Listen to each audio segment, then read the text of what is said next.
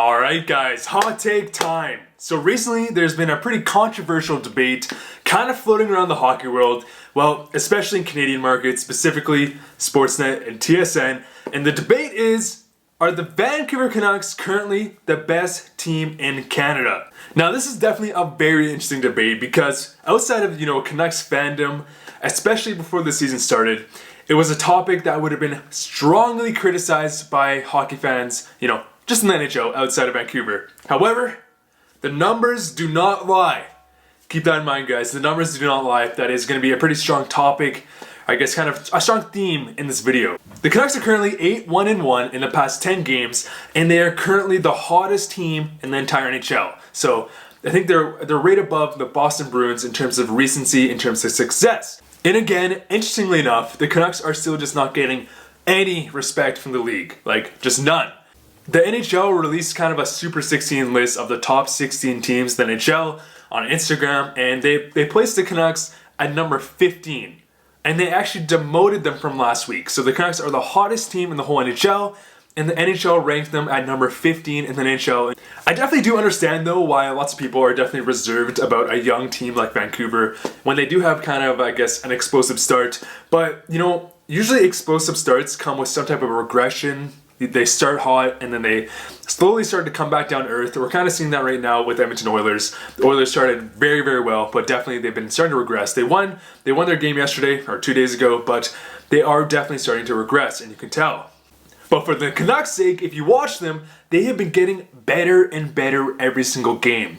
And just to rattle off some stats, the Canucks are currently number 1 in the whole NHL with a goal differential up plus 17. So they've scored 17 more goals than they've let in the first 12 games, which is absolutely just insane. Ever since the addition of Quinn Hughes on the number 1 power play unit, he wasn't there for the first, 7 games, maybe 6 games. The power play has been getting much, much better. So entertaining to watch. Finally, there's some creativity, some shot creation there, and they're currently sitting number 5 in the NHL. And I think that's a strong contributor to the fact that Quinn Hughes is finally a mainstay on the number 1 unit. The penalty kill has been playing fantastic, and they're currently number 4 in the NHL. And just the bottom 6 is able to play that really good shutdown role on the special teams, which is definitely a great thing. They're currently number 4 in the NHL in terms of the least amount of goals let in per game, and they're number 5 in the NHL in terms of goals per game. The Canucks are number 2 in the NHL in terms of winning face-off percentages, and so what I'm trying to get out here is that the Canucks have been extremely well-rounded in all of the major categories in terms of statistics, all within the top 5 in the whole NHL. So it's not like we're just leaning in one strong category, like a really good power play, or we're scoring a lot of goals, but we're also letting in goals. No, the Canucks have been extremely well-rounded. And the Canucks, they're just different. They're not the same team we've been seeing the past couple years. They are completely different. And if you watch them, they're just a complete team. Jim Benning he doesn't get enough credit. Jim Benning and Travis Green, they've done a lot to make this team better. And, they've added a lot of depth in a lot of areas, which for the most part have been Vancouver's biggest issues other than injuries. If you follow the Canucks, you'd understand that the Canucks have had a horrible time with injuries, so I guess we'll see, can the Canucks stay healthy? That's another debate. But the Vancouver Canucks currently, with the way their team is going right now, have the best depth scoring in terms of Canadian teams. The defense have been playing really great. Again, a massive improvement upon last year. And the Canucks goaltending tandem has arguably been one of the best tandems in the whole NHL. Now, Markstrom had his first shaky game yesterday or 2 days ago against the LA Kings. But other than that, the Canucks goalie tandem has been fantastic. Thatcher Demko has been playing out of his mind. And he currently, I think, is in number 2 in the whole NHL in terms of save percentage. So great numbers by the goaltending. Scoring has been good, and the defense has been fantastic. So really well-rounded. And when you put all these pieces together, what we're seeing is absolute dominance basically every game. Us Canucks fans, we're watching some of the best hockey from a Canucks team we haven't seen in almost a decade. I've had a lot of people ask me, and I'm not going to say I agree, but is this current Canucks team we're seeing right now anywhere near as good as the 2010-2011 Canucks that went to the Cup Finals against the Boston Bruins? Now I will say, no, I don't think they're as good as the Stanley Cup Final team, but they are definitely more exciting, perhaps. And I guess kind of one interesting point about the Vancouver Canucks this season is again the blue line. When you take in consideration that the Winnipeg Jets, who have had a very, very good blue line the past couple of years, probably the best, well, I would definitely say the best blue line in the Canadian market for years now, you know, their blue line has been absolutely obliterated. The Flames blue line, who I consider the Flames to have a really good blue line, has just been a mess this year, with a lot of trade talks in terms of Hamonic and now TJ Brody. And the Leafs blue line, yes, provides offense, but has definitely been a bit questionable in terms of overall blue line, in terms of, I guess, their whole defensive side.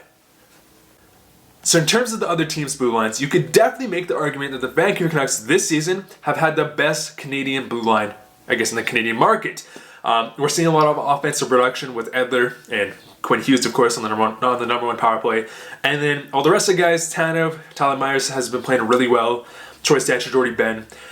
They've been providing a lot of stability within the lineup, and obviously they have their lapses, but overall they've been a very, very complete blue line. And when you combine a very complete blue line with a very good goalie tandem, you're only just setting yourself up for success, and all that you're missing is scoring. And the Canucks offense, as of recently, has no questions about it, has definitely been firing on all cylinders. And personally, I do believe right now that the Canucks are currently the best team in the Canadian market. No question about it. Now in 20 games, will the Canucks be the best team? Maybe not. I guess we'll see. The Canucks have been healthy this year. Health is going to be a big variable in terms of Canucks success, of course, like we've seen for many years. But again, all four lines have been firing, and overall, the Canucks have just been lights out. The Edmonton Oilers right now are currently sitting ahead of Vancouver in terms of points. They have played more games though, and the Oilers again have been recently kind of trending downwards. They had a big loss to Florida, and the Vancouver Canucks absolutely destroyed Florida, so you see it there. And the Canucks have easily just had the advantage in terms of scoring depth than the Edmonton Oilers. There's no question about it. I mentioned it in a previous video in terms of who in the Pacific makes the playoffs, but the Canucks have they have more than doubled the depth scoring over the Edmonton Oilers. So, no question about it, the Edmonton Oilers have the best first line. Well, I mean, the Boston Bruins might have something to say about that, but the Oilers definitely have one of the best first lines in the whole NHL, no doubt about it. McDavid, Draisaitl, and then I guess top three in terms of Neal has been scoring on all cylinders. But in terms of depth, it's still not there. I think the Canucks have around 27 goals outside of their top three guys, whereas the Oilers have like 12 goals outside of their top three guys, so over double the production. And the thing is when McDavid and Draisaitl and Neal, they aren't able to combine for at least 3-4 goals, the Oilers don't win games. They lose those games, and we've seen it already this season. However, Boeser and Pettersson, besides I guess the past 5 games, were not scoring. They weren't even scoring. They weren't scoring at the same pace they are now, and the Canucks were still able to win basically the majority of all their games because of just depth. So in terms of the Edmonton Oilers' success, is it sustainable for them to be at the top? No, I really don't believe it is. I do believe that they might be able to squeak into a playoff spot, but in terms of trying to be that top dog team, it's just not going to happen when the depth isn't there. So unless Edmonton goes out and tries to acquire more depth, or perhaps some of their bottom 6 guys step up and Ramley, maybe Alex Chiasson comes back to his 20-goal form, or again, they go out, maybe trade Jesse Puljujarvi, acquire a good depth scoring forward. It's always possible, but for the time being, the Canucks have, the Oilers beat on goaltending, they have them beat on defense, and they definitely have them beat on scoring depth. So we're 12 games in, so this is so premature, but will the Canucks remain at the top? No, I actually don't believe the Canucks will remain as the number 1 seed in terms of, I guess, Canadian markets. They will definitely start to regress. I will say the Canucks have been facing weaker teams, but for the most part, they've also been beating good teams, like the St. Louis Blues. But I do truly believe around the hockey world that the Canucks are going to start getting some more respect. I still cannot believe that the Canucks were ranked. I mean, I try not to get triggered from those stats, but I can't believe that someone ranks the Vancouver Canucks behind the Arizona Coyotes and the Edmonton Oilers when they've been performing out of their mind. There's so much bias there, I guess, but the level of production currently coming to the Canucks from all 4 lines, from every corner of the team, has just been crazy. And with the Leafs, I guess the Leafs, I consider the Leafs probably still be the number 1 team in Canada, in the Canadian markets, especially when you have guys like Tavares and Muzzin who are either injured or not at 100%. And I do believe that at the end of the day, the Leafs will be on top of the Canadian market by the end of the season. But the Canucks are still a young team. You know, there's still so much internal growth here. And so the fact that they're performing this well, this early in the plan, just gives Canucks fans so much excitement in terms of future.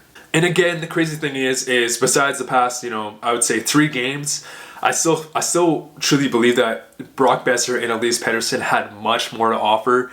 And now Pettersson has 12 points in his past 5 games. And so the fact that we're winning games and Elias Pettersson and Boeser weren't performing anywhere near their standard, it's kind of a scary thought because, it's just different here in Vancouver. And the team has just been playing so great. And right now, I truly do believe that they are the best team in Canada. What do you guys think about that though? This is definitely a very hot take. Might get some negativity from this video, but definitely let me know what you guys think down below. Which Canadian team will end up on top? Which Canadian team is currently the best in the moment? And I think that is the Canucks. Anyways, guys, thank you guys so much for watching. Let me know what you guys think down below. See you guys later.